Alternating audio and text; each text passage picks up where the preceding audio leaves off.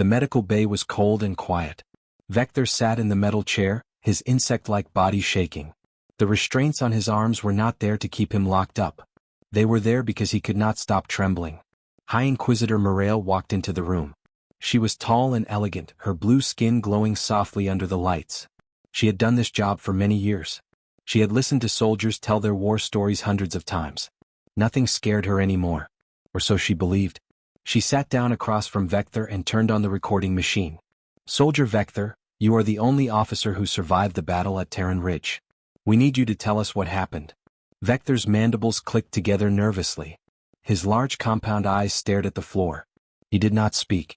Dr. Ken stood near the monitors, watching Vector's heartbeat on the screen. Inquisitor, his body is under extreme stress. Maybe we should wait. No, Vector whispered. His voice was rough and broken. No more waiting. You need to hear this. Everyone needs to hear what humans really are. Morale leaned back in her chair. The reports say your army had 200,000 soldiers. The humans had only 3,000 defenders. Is that correct? Yes. The numbers are correct. Vector laughed, but it was not a happy sound. It was the laugh of someone whose mind had cracked. We thought it would be easy. Command told us humans were new to space. They said human weapons were primitive. Just metal bullets and explosives. Nothing compared to our plasma rifles and energy shields. So what went wrong? Vector finally looked up at her. His eyes were empty, like all the light had gone out of them. Everything. Everything went wrong because we did not understand what humans are. Morale pulled up a data screen.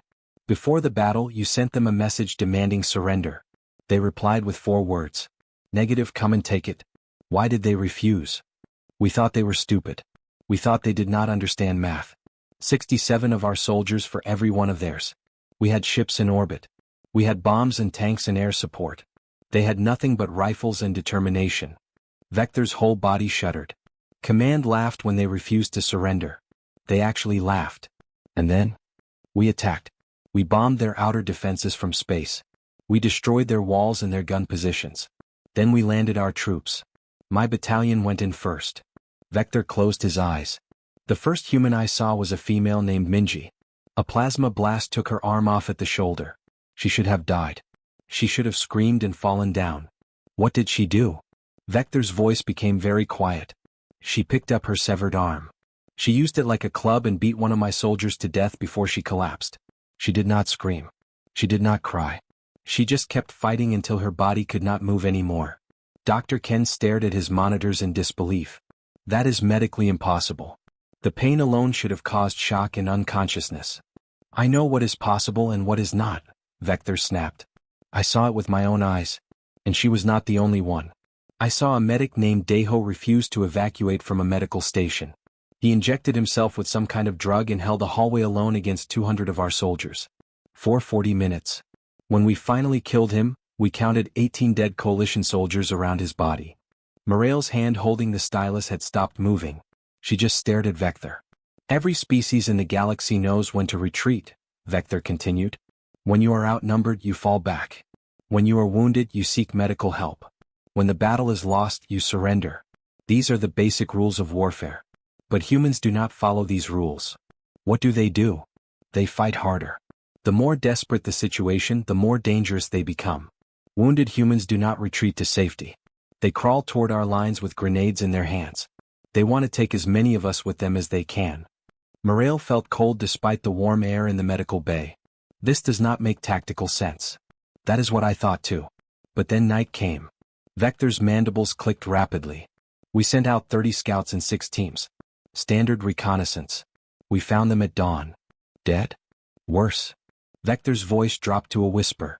The humans had arranged their bodies. Twisted them. Positioned them so they were all staring back at our camp. All 30 sets of eyes just watching us. And there was a note pinned to one of them. What did it say? You came to our home. That was all. Just 4 words. You came to our home. Vector looked directly at Morale.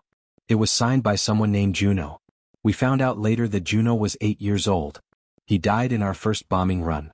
The room went completely silent. The colony was not a military base, Vector said. It was a town. Families lived there. Children. The 3,000 defenders were not soldiers. They were miners and teachers and farmers who picked up guns because we killed their families. Morale's face had gone pale. And they decided to fight anyway? Not just fight. They decided to make us regret ever coming to their world. An Inquisitor, they succeeded. Out of 200,000 coalition soldiers, only 18,000 of us made it back to the ships alive. Dr. Ken spoke very softly. How is that possible? Vector smiled, but it was a terrible smile. Because humans are not like us. When we fight to win. When humans fight, they fight like they are already dead. Like they have nothing left to lose. And there is nothing in this galaxy more dangerous than a human who has nothing left to lose. The recording device blinked steadily in the silence. Morale turned it off with shaking hands. Vector stared at the wall as the memories flooded back. His voice became distant, like he was watching everything happen again from far away. The first day started well for us. Or we thought it did. 3 days earlier, the Coalition fleet had arrived in orbit around Terran Ridge. The colony sat in a valley surrounded by mountains, small and unremarkable. Scanning showed only 3,000 life signs capable of fighting. Commander Thalen had laughed when he saw the numbers. This will be over by sunset. Prepare for ground assault. The orbital bombardment began at dawn. Plasma fire rained from the sky, turning the colony's outer defenses into molten craters. Buildings collapsed. Guard towers exploded into flame. From space it looked like total destruction. Vector's battalion landed 2 hours later. 2,000 soldiers in full combat armor, plasma rifles charged and ready. The dropships touched down on the scorched earth, and the troops formed up in perfect military formation. That was when they heard the first gunshot. A single crack of sound, primitive and sharp. One of Vector's soldiers dropped, a small hole in his helmet. The advanced armor that could deflect energy weapons had done nothing against a simple metal bullet traveling at high speed. Contact, someone shouted. More gunshots erupted from the ruins. Bullets pinged off armor and shields. The Coalition forces returned fire with plasma bursts that lit up the morning sky. Advance. Commander Thalen ordered. Push them back to the colony center. The Coalition army moved forward like a crushing wave. They had the numbers. They had superior weapons. Victory was certain. Then they reached the first building. A human stepped out from behind a collapsed wall. He was covered in dust and blood. His name tag said Taeyang. He was holding a rifle in one hand. His other arm hung useless at his side, clearly broken. Surrender and you will be treated fairly, Vector called out in Galactic Standard. Taeyang looked at him. The human's face was calm. Too calm. He raised his rifle with his one good arm and fired 3 times before plasma bolts cut him down. 3 more Coalition soldiers fell dead. Why did he not surrender? Vector's squad mate asked. He was alone. He was injured. He had no chance. They did not understand yet. None of them did. The Coalition forces continued their advance through the colony. Every building had to be cleared. Every room was a potential ambush. The humans did not retreat in organized lines like proper soldiers. They hid in rubble and fired from unexpected angles. They used their knowledge of every street and building to their advantage. Vector watched a human female named Sora take 4 plasma shots to her chest. The impact should have killed her instantly. Instead, she ran forward, a grenade in each hand. She made it 15 meters before dying. The grenades detonated in the middle of a Coalition squad. They are insane, someone whispered over the comm channel. They just keep coming. By midday, the Coalition had pushed the defenders back to the inner colony. Casualties were higher than expected, but command remained confident. The humans were running out of space to retreat. But the humans were not retreating. As afternoon turned to evening, Vector began to notice something strange. The human bodies they found were mostly elderly or very young fighters. Where were the prime-age warriors? Sir, his communications officer called. We have lost contact with the Western Perimeter teams. Send reinforcements. We already did, sir. We lost contact with them too. Vector felt the first touch of real fear. How many soldiers? 300 in the last hour. As the sun set over Terran Ridge, the nature of the battle changed. The Coalition forces dug in, setting up defensive positions with floodlights and sensors. They had taken most of the colony. They should have felt victorious. Instead, every soldier felt exposed. Darkness fell completely. The temperature dropped. A cold wind blew through the ruined streets, carrying smoke and the smell of death. Then the screaming started. It came from the eastern flank. Human voices howling in pain and rage. Coalition soldiers grabbed their weapons, pointing them at the darkness. The screaming grew louder, closer. They are attacking, someone yelled. but nothing appeared on the sensors. No heat signatures, no movement indicators. Just the terrible screaming growing closer and closer until it was right on top of them. Then silence. Complete, total silence. Report, Vector demanded. Eastern flank, report status. Static answered him. A single gunshot cracked through the night. Then another. Then dozens. Muzzle flashes lit up the darkness like deadly fireflies. Coalition soldiers fired back at the flashes, plasma bolts streaking through the night. When dawn came, Vector went to check the eastern position. He found 60 coalition soldiers dead. They had been killed with knives and bare hands as much as with bullets. The humans had gotten among them in the darkness, turning the battle into close-quarters chaos where superior technology meant nothing. Worse, the bodies had been arranged.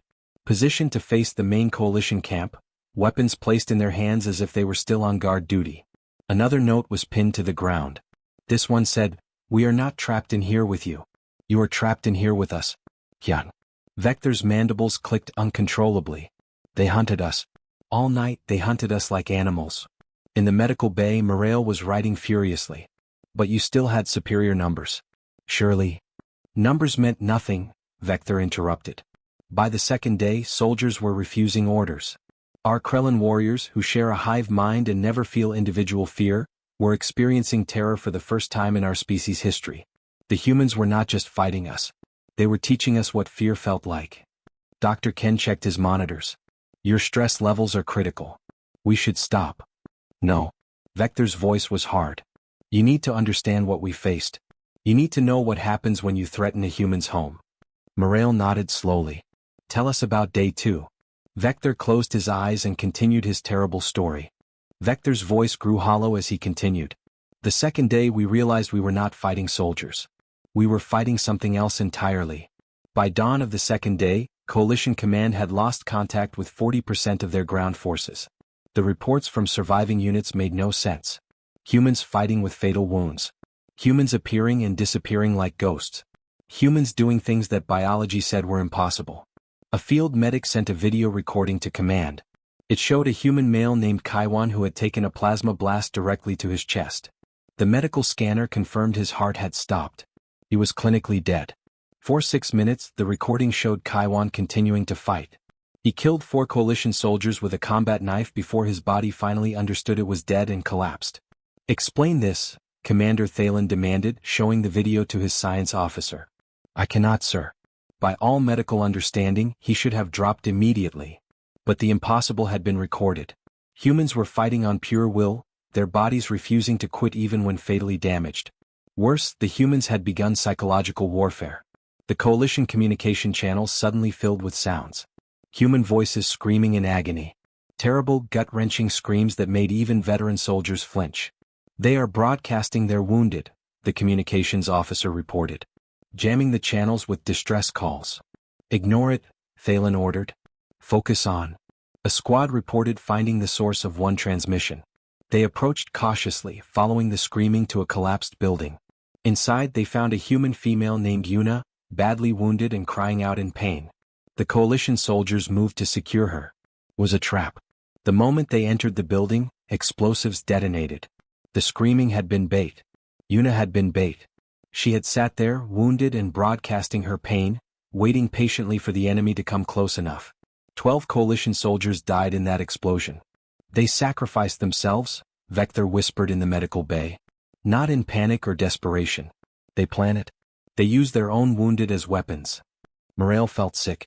That is inhumane. Is it? They were defending their home. Their families were already dead. What did they have left to lose? By midday of the second day the weather turned. A winter storm rolled down from the mountains, bringing snow and wind that grounded all coalition air support. Visibility dropped to almost zero. The humans attacked immediately. They came through the blizzard like demons. White camouflage made them invisible until they were right on top of coalition positions. They used primitive ballistic weapons that did not give off energy signatures. Sensors were useless. Technology was useless. It became hand-to-hand combat in a frozen hell. Vector's battalion was ordered to hold a strategic junction where 3 roads met. 2,000 soldiers dug in, creating overlapping fields of fire. It should have been an unbreakable position.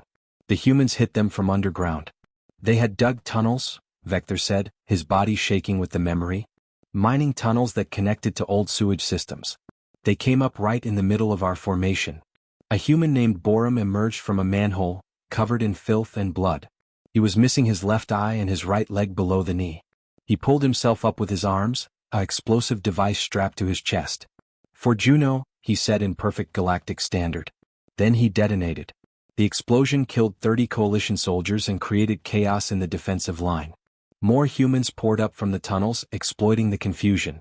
"Fall back," Vector ordered. "Retreat to secondary positions."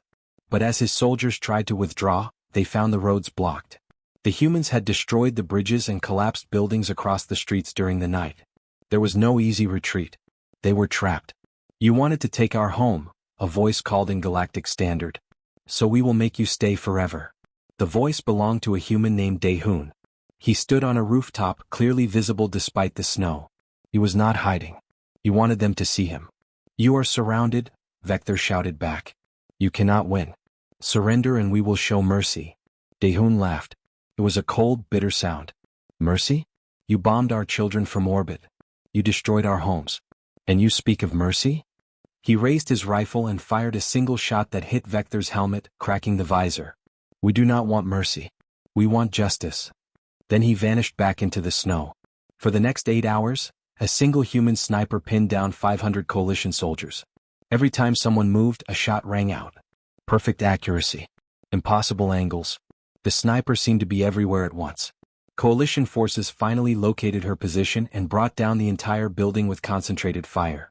When they searched the rubble, they found her body. Her identification said she was 19 years old. Her name was Yunji. Around her neck was a locket. Inside was a picture of her with a small boy. The boy had the same smile as the signature on the first note. Juno. Her brother. "She held us for 8 hours, Vector said quietly. "One teenager with a rifle. 8 hours. When we found her, she had been shot twice but kept fighting. She only stopped when the building collapsed on her." By nightfall of the second day, coalition casualties had reached 80,000. The soldiers were breaking psychologically. Species that had never known individual fear were experiencing panic attacks. The hive-mind Krellans were fragmenting, each warrior suddenly feeling alone and terrified. Command made the decision. Full retreat to the evacuation zones. The mission was a failure. But the humans had been waiting for this moment. "They had surrounded us," Vector said. "All of us. 200,000 coalition soldiers, and they had managed to encircle the entire force. 3,000 defenders against 200,000, and somehow they had trapped us." Morale's stylus fell from her shaking hand. "How?" "Because they knew the terrain. Because they had prepared for this. Because they were not trying to win a battle." Vector looked up with haunted eyes. "They were trying to make an example of us. To send a message to the entire galaxy. An Inquisitor, they succeeded." Dr. Ken's voice was barely a whisper. "What happened during the retreat?" Vector's mandibles stopped clicking entirely. When he spoke again, his voice carried the weight of true horror. "What happened during the retreat? Everything. Everything that broke me and every other survivor happened during those 12 kilometers to the evacuation zone. The humans called it the Long Walk. We called it the Gauntlet. Outside the medical bay, word was spreading faster now. Ships' crews whispered about Terran Ridge. About humans. About the terrible price of threatening their homes. And in the Galactic Council chambers, emergency sessions were being called. The galaxy was about to learn a lesson it would never forget. Vector's entire body went rigid as he remembered the retreat. His voice became mechanical, emotionless, as if feeling anything would shatter him completely. 12 kilometers. That is all we had to travel. 12 kilometers to reach the evacuation zone where our ships waited. It took us 16 hours. 16 hours of pure hell. The retreat began at dawn on the third day. 120,000 coalition soldiers, all that remained of the mighty force, began their march to safety.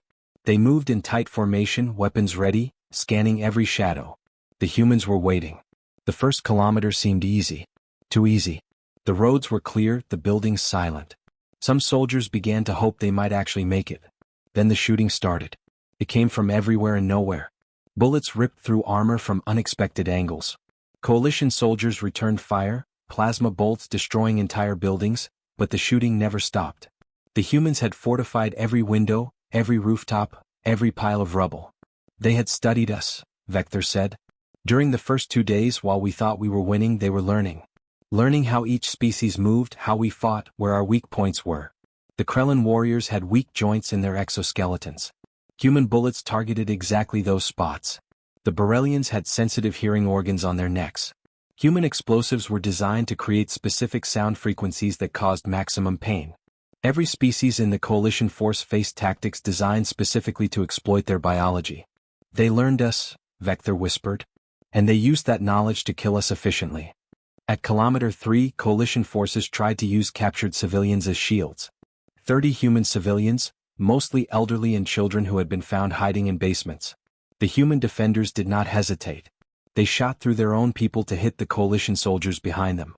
Vector watched in horror as a human sniper killed her own grandmother to take out the soldier using her as cover. The old woman's last words were, "Do it, Nari. Make them pay." "What kind of species does that?" Vector asked, his voice breaking. "What kind of people value the mission over their own families?" Morale had no answer. By Kilometer 7, Vector understood. The civilians who died knew they were already doomed. But their deaths could still have meaning. They could still help protect the colony's future by ensuring the invaders paid the highest price possible. The humans were not being cruel. They were being practical in a way that terrified every other species. At Kilometer 9, something changed. Coalition soldiers began finding their wounded comrades left alive but disarmed. Injured Krellins and Borrelians, stripped of weapons but bandaged and given water. Why are they letting them live? Vector's second-in-command asked. Psychological warfare, Vector realized. They want us to know they could kill everyone but choose not to. They want us to understand they are in complete control. It was more terrifying than if they had killed everyone. Vector's best friend, a warrior named Threx, was killed at Kilometer 10.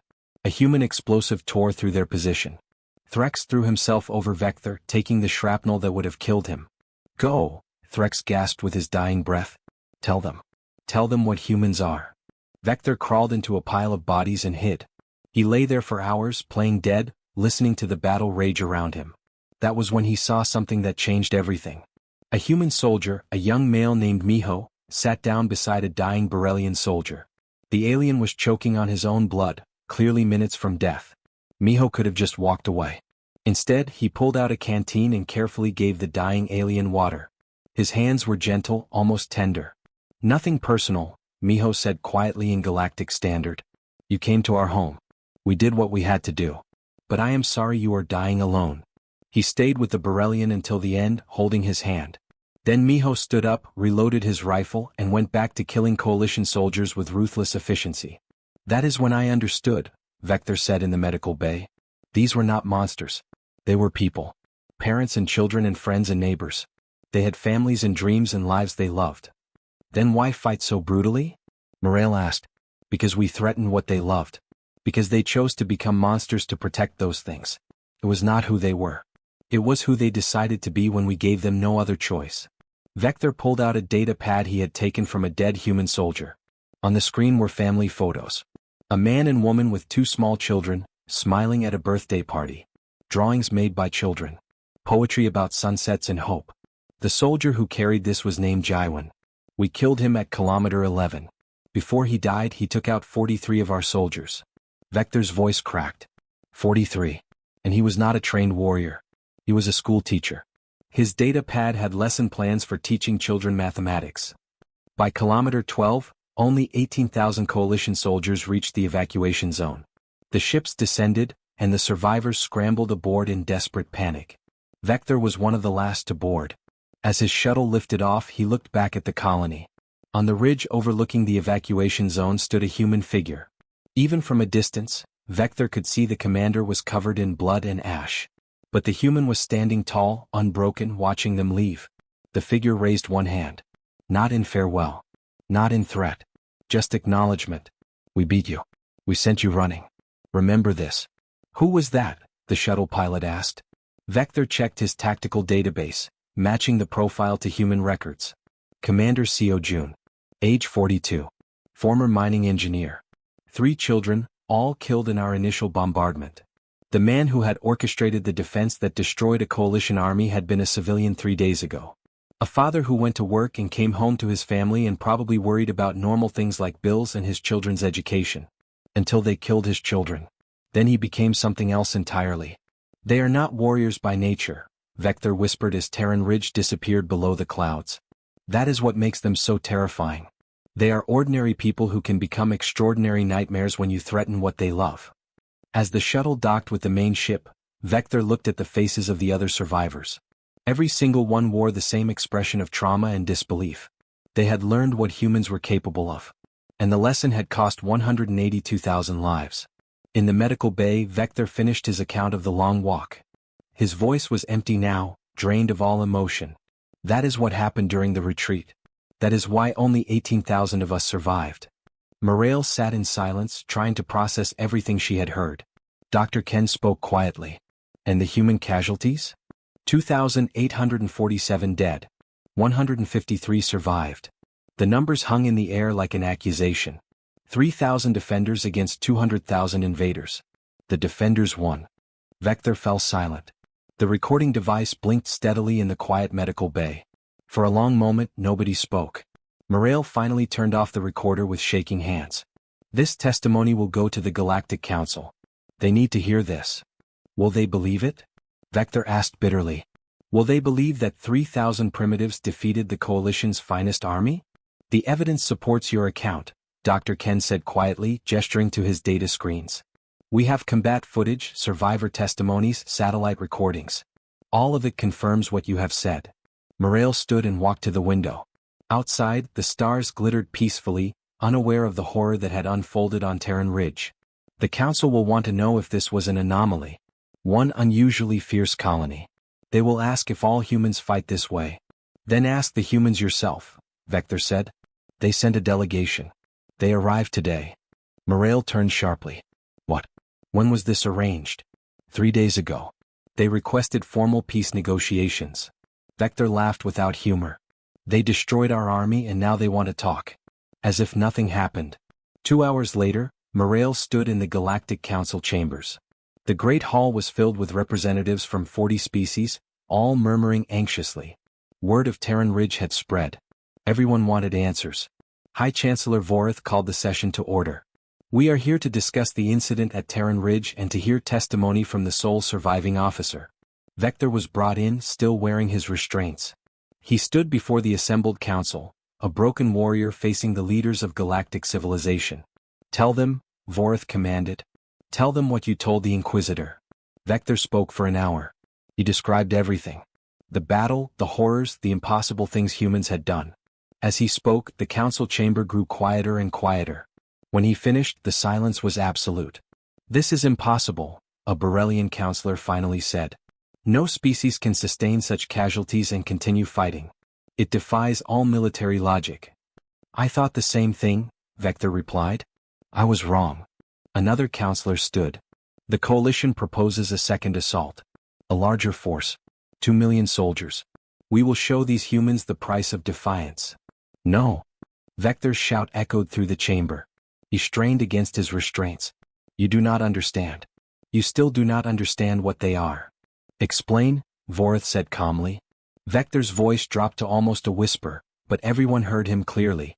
Every species in this galaxy fights to win. We fight for territory, for resources, for glory. We calculate odds and make tactical decisions. We surrender when the battle is lost because we want to survive. He looked around the chamber, meeting the eyes of counselors from dozens of worlds. Humans do not fight like that. Humans fight like they are already dead. Like they have already lost everything. And there is nothing in this galaxy more dangerous than a human who has nothing left to lose. But surely, a counselor began. They have a saying, Vector interrupted. I found it in the data pad of a dead human teacher. It said, you are not trapped in here with me. I am trapped in here with you. You let that sink in. We thought we were the hunters. We thought we had them trapped. We were wrong from the first moment. They were the predators. We were the prey. And they let just enough of us survive to carry the message back. What message? Vorith asked. Never threaten a human's home. The council chamber erupted in debate. Some counselors demanded immediate military action. Others argued for caution. The argument raged for hours. Then the doors to the chamber opened. The human delegation walked in. There were 5 of them. They wore simple clothing, not military uniforms. They moved calmly, politely, their faces showing no anger or aggression. They looked like ordinary people you might meet anywhere. But Vector recognized one of them. The scarred face, the steady eyes. It was Seojun, the commander from the ridge. The mining engineer who had destroyed an army. He looked different in clean clothes with his wounds bandaged. He looked like someone's father. Someone's neighbor. Someone who might help you fix your broken equipment or teach your children about rocks and minerals. He looked harmless. Vector knew better. The lead human diplomat, a woman named Hayan, approached the council platform. She bowed respectfully. Honored counselors, we come to discuss peace and future relations between humanity and the Galactic Coalition. You destroyed a coalition army, Vorith said bluntly. And now you speak of peace? You invaded a civilian colony, Hayan replied, her voice perfectly calm. You bombed our children from orbit. We defended ourselves. Now we wish to ensure it never happens again. She placed a small data chip on the council table. This contains detailed information about humanity's actual military capabilities. Fleet sizes, weapons systems, defense networks, industrial capacity. A counselor reached for it suspiciously.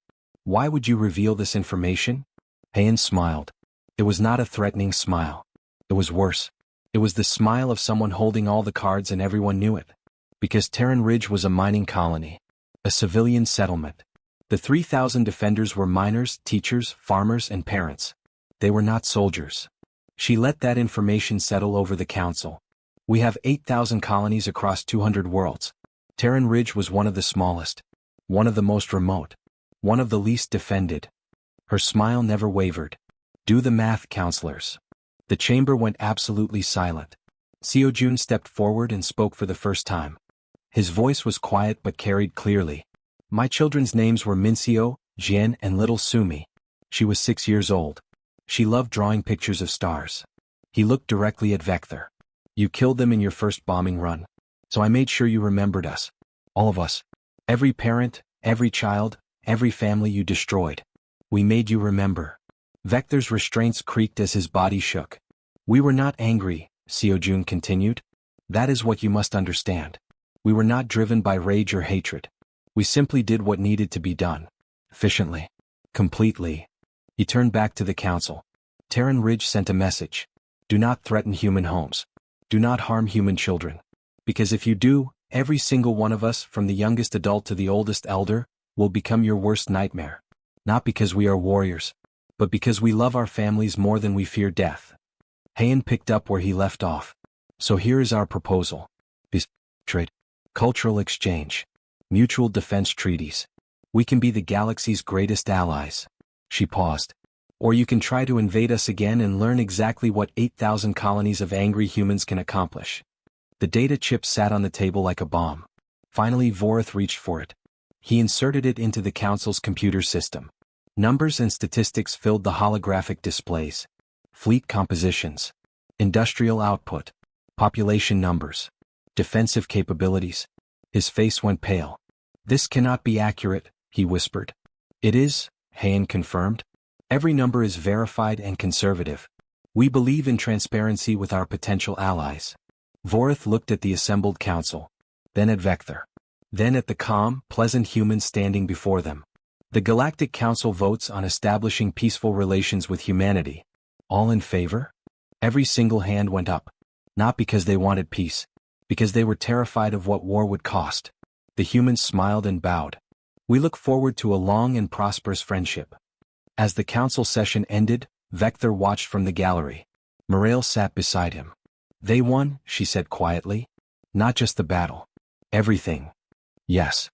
Vector's voice was hollow. They taught us fear. They taught us respect. And they did it by sacrificing one small colony to send a message the entire galaxy will never forget.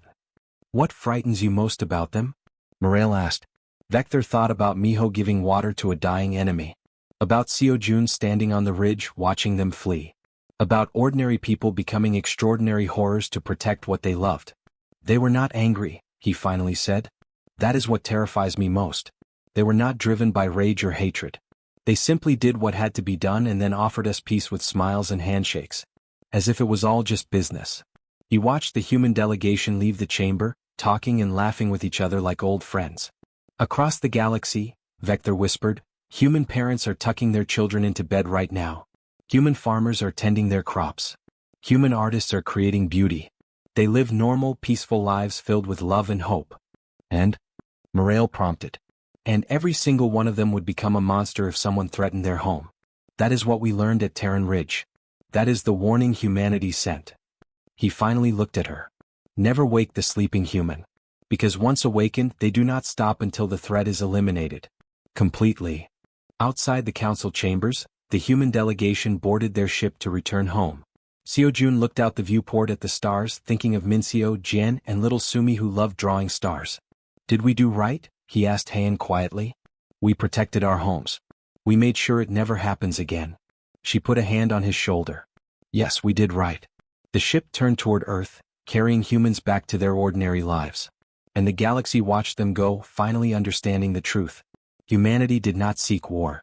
But if war came to their doorstep, they would end it on their terms. Always.